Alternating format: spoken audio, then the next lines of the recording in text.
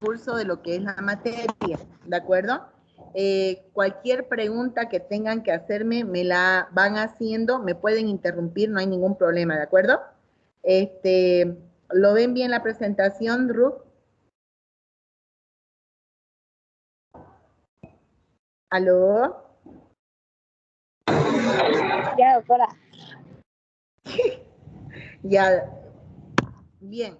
El laboratorio, entonces, vamos a ver todo lo que respecta al laboratorio en diagnóstico de parasitología. En este caso sería el diagnóstico parasitológico. Ustedes conocen el método convencional, que es tomando la muestra y procesándola de manera directa. Pero resulta que hay otros métodos convencionales que se necesita que ustedes conozcan para si que se animan a hacer una tesis o hacer un trabajo a través de ayuda social. Ustedes puedan utilizar estos métodos para que de esta manera puedan agarrar y saber concretamente si realmente el paciente que ustedes o los pacientes que están analizando tienen o no parásitos, ¿de acuerdo? Bien, se dice que los métodos de diagnóstico son los que detectan al parásito y también los elementos que ellos tienen, es decir, se refiere a todo lo que viene a ser su estructura, el comportamiento del parásito, su forma, ¿ya? Y también los métodos de diagnóstico también detectan todo lo que son muestras biológicas como la orina, la expectoración, la sangre y otros fluidos. A todo esto se llama el método directo, ¿ya? Luz.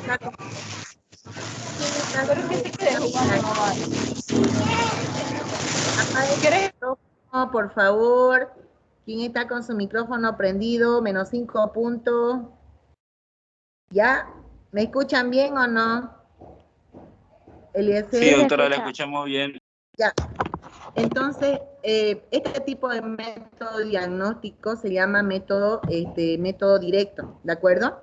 Entonces, hay también el método indirecto, donde prácticamente nosotros estudiamos a los parásitos, pero no mediante el estudio de la muestra fecal, sino también lo estudiamos mediante la sangre de la persona que es dueña de esta muestra fecal o esta muestra de heces que nosotros hemos llegado a prácticamente a analizar y en la que presumiblemente no observamos ningún tipo de parásito, ¿de acuerdo?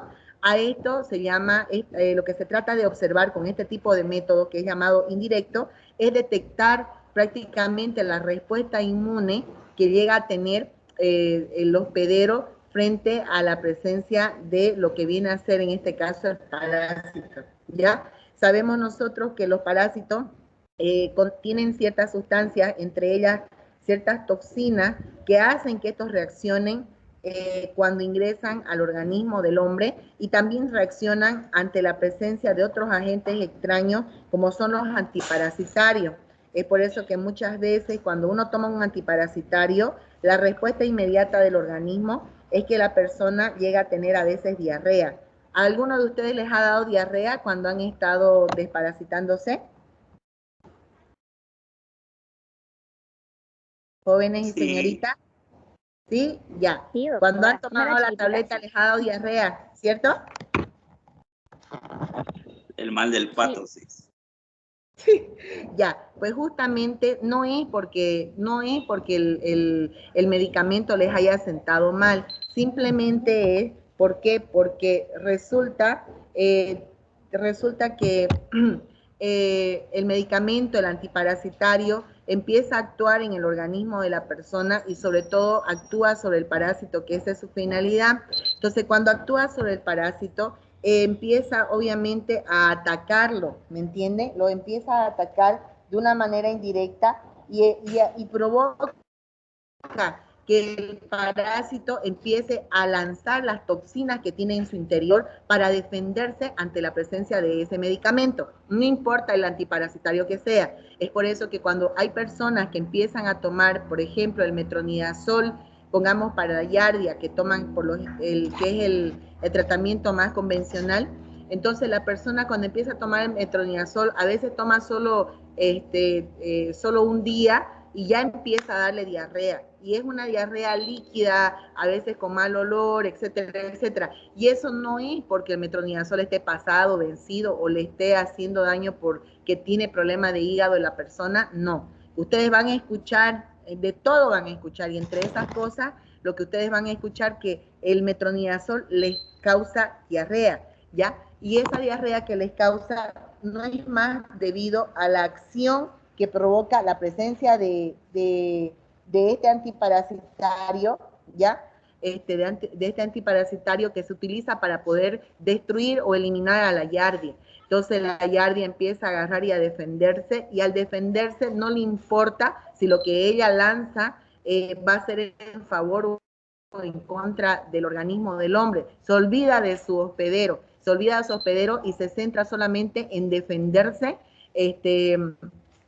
prácticamente de lo que lo está atacando a ella, porque su hospedero le está dando alimentación, le está dando refugio, pero en cambio el medicamento no, el medicamento la quiere destruir, y por eso es que la manera que tiene la yardia, la tomamos de ejemplo a ella, empieza a lanzar sus toxinas, ¿ya? Entonces, muchas veces hemos hablado en Parásito 1, y lo mismo pasa en Parásito 2, muchas veces nosotros no logramos observar los parásitos en su totalidad, o no los observamos en la cantidad adecuada, o por último no los observamos, no hay ni uno solo en la muestra de mi paciente. Entonces, ¿qué es lo que está pasando? Ahí el médico decide pedir métodos de forma indirecta para que pueda de esta manera yo ver realmente si hay la presencia o no de parásitos, ¿de acuerdo? Ahora, existen distintos métodos para poder identificar y detectar a los parásitos. Hay métodos que se encargan de detectar distintas especies, pero hay métodos que se encargan de detectar solamente una especie en particular. Ahora, lo que nosotros tenemos que optar y que aprender en el área de parasitología es que hay que usar métodos que puedan servir y detectar cualquier tipo de especie de parásito, porque eso a mí me permite economizar en cuanto a los reactivos. Entonces, estos métodos que son utilizados para detectar cualquier tipo de especie son los más utilizados en el medio, y generalmente yo voy y utilizo muestra de y también utilizo muestra de sangre. La sangre, utilizo la sangre total para que haga pruebas serológicas, aparte de las pruebas de la determinación mediante el estudio de las S, ¿de acuerdo? Ahora, en cambio, los métodos que son para detectar un parásito en particular son los menos utilizados. Y aparte que son los menos utilizados, hay otro tipo de muestras que se encargan de estudiar este tipo de métodos, ¿ya? Que son las muestras urogenitales, que vienen a ser las muestras de secreción, están el esputo, el aspirado y la biopsia. En algún momento dado, cuando nosotros los helmintos, va a haber ciertos helmintos en que resulta que voy a tener que aspirar la muestra de las úlceras que provoca la presencia de este parásito en la piel de la persona. Entonces, son métodos no comunes que no se hacen todo el tiempo y por tanto son los menos utilizados. Ahora, ¿qué es lo importante de utilizar ya sea un método que detecta todas las especies a un método que detecta una especie en particular? Lo más importante es que hay que valorar mucho lo que viene a ser la recogida de la muestra, ¿de acuerdo? ¿Por qué? Porque si yo recojo una muestra, por ejemplo, yo les había explicado en su momento en Parásito 1, que cuando la muestra está demasiado, si es un niño y que usa pañal, yo tengo que invertir el pañal para que yo pueda obtener la muestra de la parte del pañal, ¿de acuerdo? Entonces, eso viene a ser, por ejemplo, una recogida correcta de la muestra. Entonces, yo también tengo que saber recolectar la muestra si sospecho que esta persona esté expulsando larvas o lombrices o como ustedes lo llamen, en sus muestras. Entonces tengo que tener cuidado, no puedo agarrar y hacer que la persona haga sus deposiciones en el baño, en la taza. Va a tener que hacer fuera de la taza, encima de un papel que esté limpio, ¿ya? Para recién de ahí tomar yo la muestra y colocar un envase y mandar al laboratorio, ¿de acuerdo? Ahora, Depende mucho del tipo de parásito que yo desee buscar y encontrar para que yo vea si es necesario en que tenga que utilizar una muestra simple o una muestra seriada. Y también para determinar el tipo que voy a utilizar de estudio a esa determinada muestra. Ahora, sabemos muy bien, ya hemos hablado ayer, de que es distinto mirar un protozoo que mirar un helminto. Microscópicamente, el microscopio tiene que estar prácticamente bien calibrado para que yo pueda observar de manera concreta y eficaz lo que viene a ser la morfología y la estructura tanto de mis huevos como de mis larvas, hablando específicamente de lo que viene a ser los helmintos, ¿de acuerdo? También poder decir de que pueda ayudarme también en lo que viene a ser en la distinción del tamaño y la forma de otro tipo de grupos de parásitos como son, en este caso, los protozoarios. Ahora, los métodos de laboratorio que generalmente se usan en el área de parasitología son conocidos como los métodos de concentración que habíamos hablado en su debido momento, ¿de acuerdo? Bien, dentro de los métodos de concentración o las técnicas de concentración, hay unas que son pues útiles para lo que viene a ser la leishmania, a lo que viene a ser la detección del trypanosoma y también la microfilaria. Ahora, resulta de que estos métodos de concentración o técnicas de concentración, ¿de acuerdo? Van a permitirme que sí o sí yo pueda observar en la muestra en estudio la presencia de huevo, la presencia de larva, y si hay protozoos, la presencia de quiste en todo caso, ¿ya? Trofozoitos, lastimosamente, no se puede observar con las técnicas de concentración. Si yo estoy buscando protozoos y estoy buscando específicamente trofozoitos, no los voy a observar. Quistes sí, pero trofozoitos no. En cambio, los helmintos se mantiene intacta su forma tanto de huevo como de larva, ¿ya? Decirles también que al lado derecho ustedes pueden observar, hay un tubo cónico de orina que es con el que vamos a trabajar todo el semestre, cuando hagamos los métodos de concentración, donde ustedes ven que hay una porción que es el sedimento, que viene a ser la muestra, la porción muy pequeña de muestra fecal del paciente que tiene que ser representativa, que yo a esto tengo que colocarle formol, tengo que colocarle éter, y esto hay que mezclar, batir y centrifugar, y luego hay que decantar y volver a lavar. Eso les voy a explicar cuando avancemos lo que viene a ser este método de concentración, ¿ya?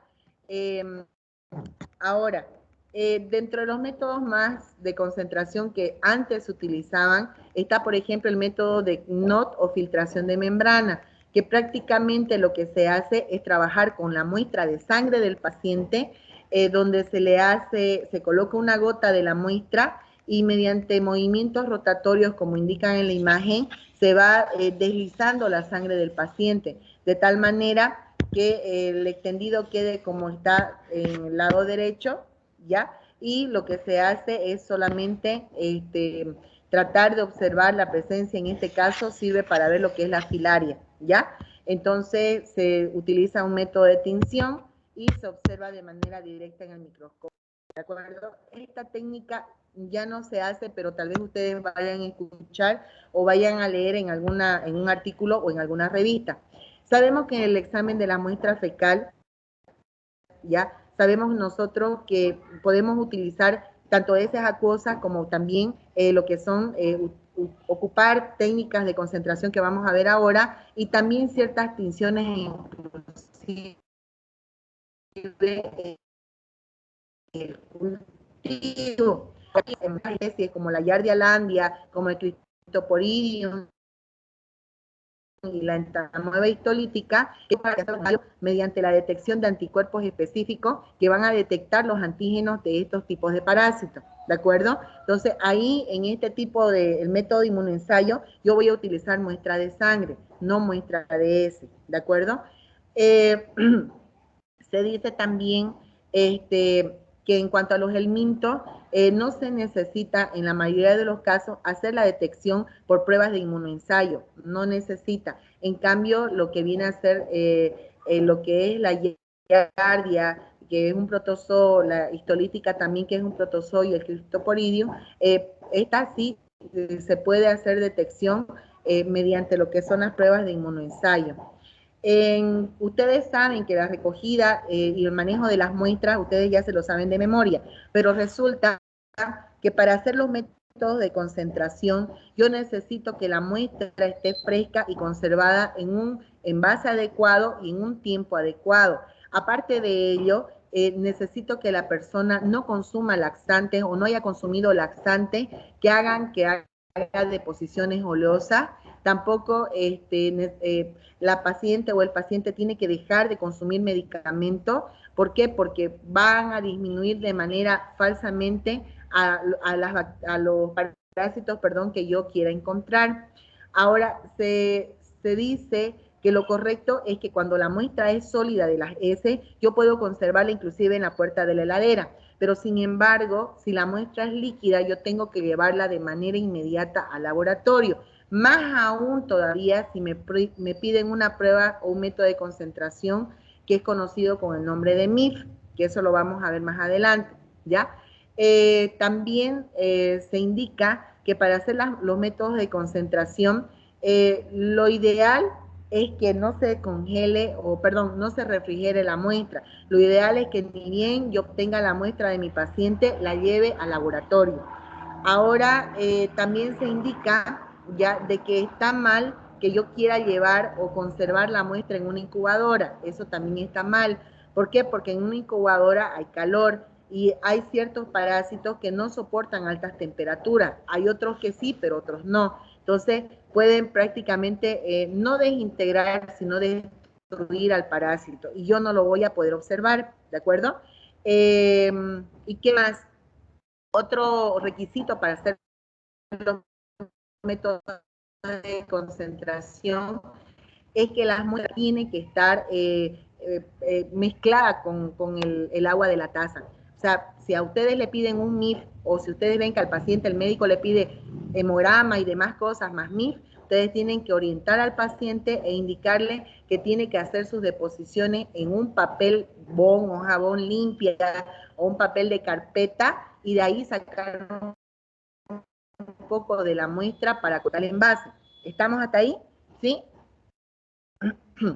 ¿Estamos? Doctora, ¿no estamos? una consulta, y cuando el paciente esté con diarrea, ¿en qué lo puede desechar? Cuando el paciente esté con diarrea, el paciente va a tener que hacer su deposición en un vasín o en un envase, no en la taza. ¿De acuerdo? Tiene que ser un vasín o un envase que esté limpio, que pueda él defecar ahí o hacer su deposición líquida y de ahí yo obtener muestra, la cantidad solo necesaria que entre en el frasco o en el envase que ustedes ya conocen. ¿De acuerdo? ¿Está bien? ¿Sí? ¿No? Sí, doctora, está bien. ¿Alguna pregunta más que tengan? No. ¿No? Sintomatología, ya. Doctora. Ahora, ¿qué me decía? No le escuché. La sintomatología de esto. ¿Cuál sintomatología? ¿Cuál? No le entiendo. ¿A qué se refiere, Eliezer? Porque ahorita estamos hablando solamente de la manera que tiene que uno que llevar la muestra, ya para hacer los métodos de concentración.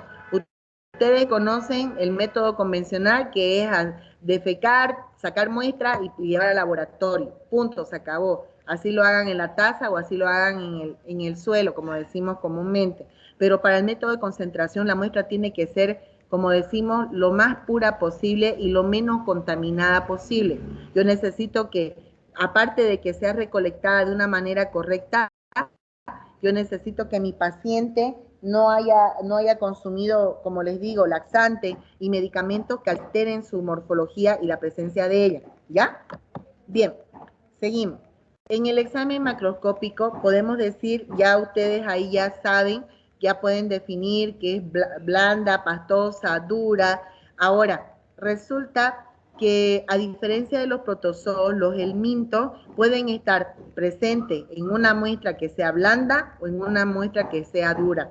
Ellos no tienen, no es como por ejemplo, si yo veo una muestra líquida, hemos visto nosotros que en una muestra líquida hay presencia de bastantes trofozoitos, ya sea de Trichomona hominis, ya sea de quistes, de trofozoitos de Giardia, ya entonces podemos nosotros que esa muestra qué va a tener, ¿me entiende? En cuanto a los trofozoitos, hablando específicamente. Ahora, se dice que, que en cambio los helmintos, ¿ya? Que conllevan a ser las larvas y los huevos, pueden estar presentes en cualquier tipo de muestra de ese. Pueden estar en muestras blandas como en muestras duras. No necesitan ellos específicamente una determinada clase de muestra. Si está diarreica, voy a encontrar el minto si hay el minto. Si está dura y tiene el minto mi paciente, voy a encontrar el minto.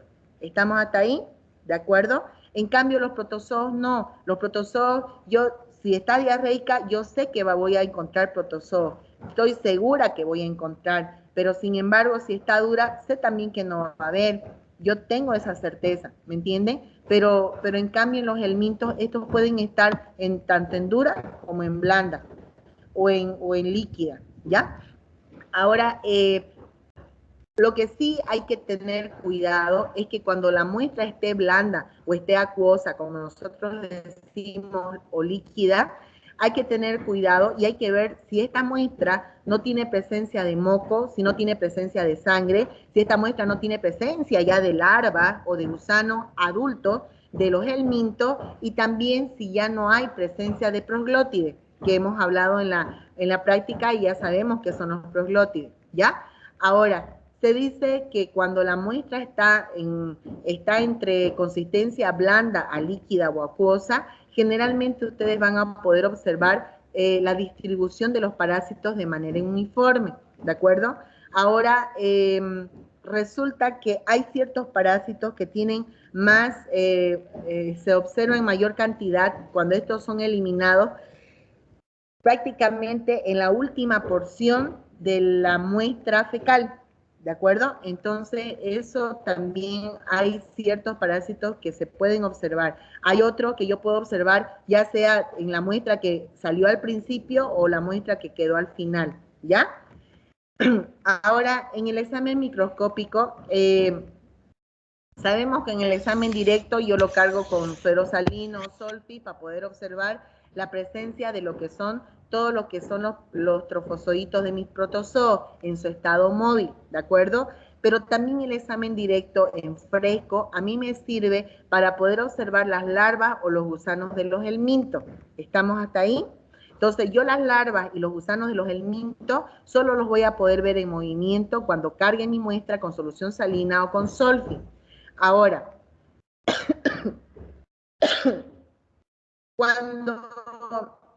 cuando yo haga y utilice mis métodos de concentración, yo voy a poder observar sí o sí, voy a poder ver la presencia de quistes de protozoos, de huevos y de larvas del minto, ¿de acuerdo? Y vuelvo a repetir, los métodos de concentración no sirven para detectar trofozoitos de protozoo, solamente me va a detectar los quistes.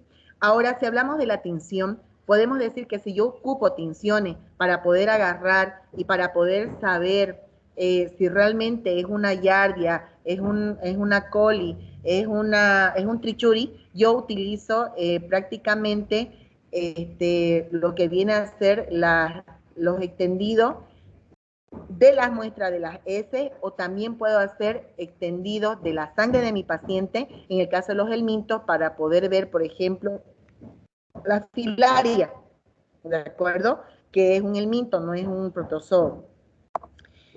Ahora, el estudio del examen directo en fresco, ustedes ya lo saben cómo se prepara, saben que hay que cargar en un portaobjeto, colocar un cubreobjeto, eso ya ustedes se lo saben. Saben que se coloca con el lente de 10 y que observamos con el lente de 40, ¿de acuerdo? Bien, en cambio, las técnicas de concentración son muy diferentes, son un poco más morosas, las vamos a practicar y las vamos a hacer la próxima clase para que ustedes vean cómo es el proceso que se tarda de poder observar y llegar a tener una muestra lo más pura posible al final para que yo pueda ver sí o sí la presencia de cualquier grupo de parásitos, ya sea protozoos o del minto. Dentro de los métodos de concentración o técnica de concentración tenemos al de flotación. ¿Qué es lo que se hace? Lo que se hace es obtener un poco de la muestra, esa muestra la vamos a homogeneizar o diluir con agua y luego lo que vamos a hacer nosotros es agarrar y filtrar, una vez que está homogenizado, filtrar en otro envase con la ayuda de una gasa esta muestra que yo he mezclado y homogenizado con agua. Ahora, eso se llama el método de flotación o sedimentación.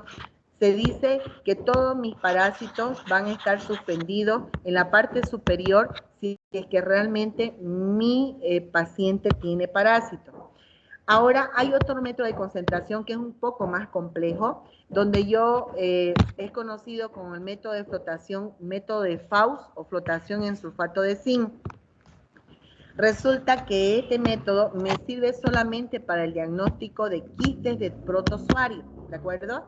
En este método de concentración, lo que yo hago es centrifugar una porción de la muestra de ese que filtré en el anterior método, lo centrifugo y luego yo descarto el sobrenadante y vuelvo otra vez de nuevo a llenar, pero no con agua, sino lleno con una solución de sulfato de zinc, y esta solución de sulfato de zinc lo llevo a centrifugar mi muestra, y una vez que yo agarro y está centrifugada mi muestra, yo con la ayuda de una asa calibrada que ustedes han visto en bacteriología, toman un poco de la muestra del sobrenadante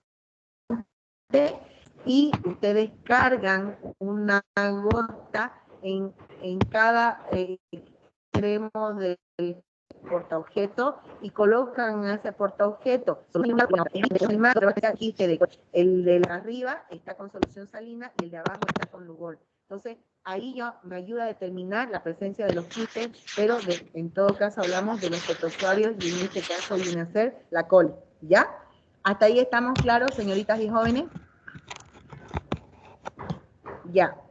Bien, me están siguiendo, ¿no? No se están perdiendo, sí, ¿no? Sí, le estamos siguiendo, Ya. El otro método de concentración es llamado el método de formol, éter o Ricci, ¿de acuerdo? Ahora este método de formol, éter o Ricci en la actualidad, lastimosamente nosotros tenemos que modificar para poder hacerlo. ¿Por qué? Porque ustedes saben que el éter es un elemento prácticamente controlado. Ni un ml le quieren vender, porque para venderle, aunque sea un ml, ustedes tienen que hacer 20.000 papeles y justificar para qué lo quieren. Y como que